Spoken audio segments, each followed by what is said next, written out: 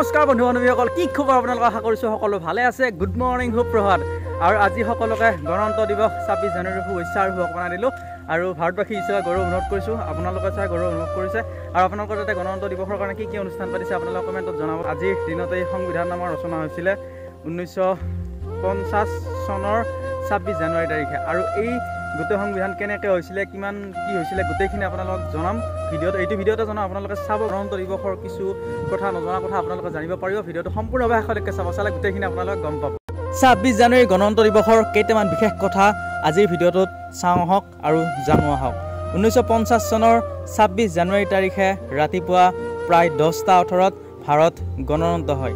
আৰু এই দিনটোতে প্ৰায় 6 মিনিট পিছত 26 জানুৱাৰী আজিৰ এই দিনটোতে 1950 চনৰ ৰাতিপুৱা 10:24 ৰাজেন্দ্ৰ প্ৰসাদে ভাৰতৰ প্ৰথম ৰাষ্ট্ৰপতি হিচাপে শপত লয়।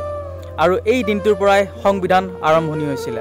আৰু এই সংবিধানখন আৰম্ভণি হৈছিলে 1950 চনত। কিন্তু জানি আচৰিত হ'ব যে প্ৰায় 2 মাহ আগতে 1949 চনৰ নৱেম্বৰ মাহত লিখা হৈছিল, সম্পূৰ্ণ হৈছিল সংবিধানখন লিখি। কিন্তু তথাপিও প্ৰায় 2 মাহ পিছত আৰম্ভণি হৈছিল সংবিধানখন। আচলতে ইয়াৰ পিছত এটা বিশেষ কাৰণ আছে। আৰু 26 জানুৱাৰীৰ এই বিশেষ দিনটো কিহৰ কাৰণে বিশেষ জানো আহক। 1930 চনত এই বিশেষ দিনটোত নেশ্যনেল কংগ্ৰেছে ভাৰতক পূৰ্ণ স্বৰাজ হিচাপে ঘোষণা কৰিছিল আৰু ৰাবি নদীৰ পাৰত ত্ৰিৰংগা পতাকা উত্তোলন কৰিছিল। তেতিয়া মানুহবিলাকে আপত্তি কৰিছিল যে 26 জানুৱাৰীটো স্বতন্ত্ৰ দিৱস হিচাপে পালন কৰা হওক। কিন্তু এই কথাটো নৰল বা এই কথাটো নহ'ল। আৰু আচলতে এইটো হ'ব নোৱাৰিলে কিছুমান বিশেষ কাৰণত। তেতিয়া ইংৰাজৰ যিহেতু শাসন চলি আছিলে, তাৰপিছত 15 আগষ্ট 1947 চনৰ দিনটোতে ভাৰত স্বাধীন হৈছিল।